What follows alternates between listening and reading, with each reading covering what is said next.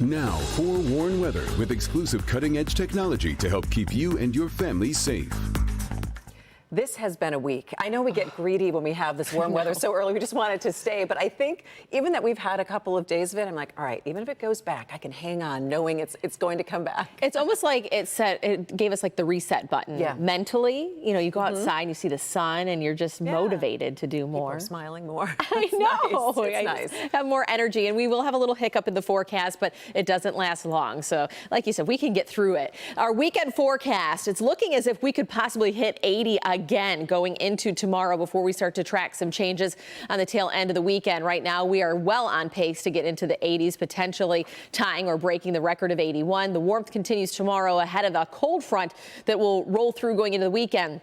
76 on Sunday, the forecasted high. That still puts us almost 20 degrees above average, but we do have the chance for rain, maybe even a few thunderstorms, which we'll get to in just a second. But your clouds and radar showing that it's very quiet across lower Michigan compared to folks down into the south. I put satellite on with ExactTrack just to show you how far you have to go to even find some of that thicker cloud cover. So you're going to have to get into central Ohio or into Indiana to find the cloud cover here across the Midwest. Now, this cloud cover that we see off to our west of Minneapolis, is part of the frontal boundary that will eventually make its way here, in which we are tracking some much colder conditions out that direction.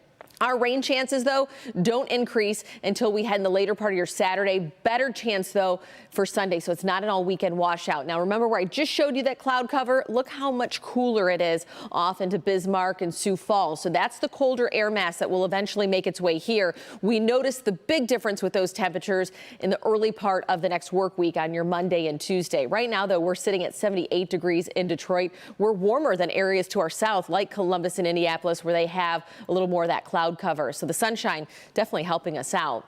That temperature trend takes a nosedive on Monday, so you see where that cold front rolls through. But watch what happens. We start to uptick back into the 60s by Wednesday, even welcoming the 70s by Thursday of next week. So we can get through it. This is a beautiful photo sent in via MyPics from April of her weeping cherry tree. I really hope that these will hold on next week because we have a couple overnight lows in the 30s. So the sensitive flowers that have bloomed on some of these trees might be in jeopardy. Right now, 78 degrees in the city, blue skies up above, calm winds, and so that has factored a little bit into that air quality alert we've been talking about.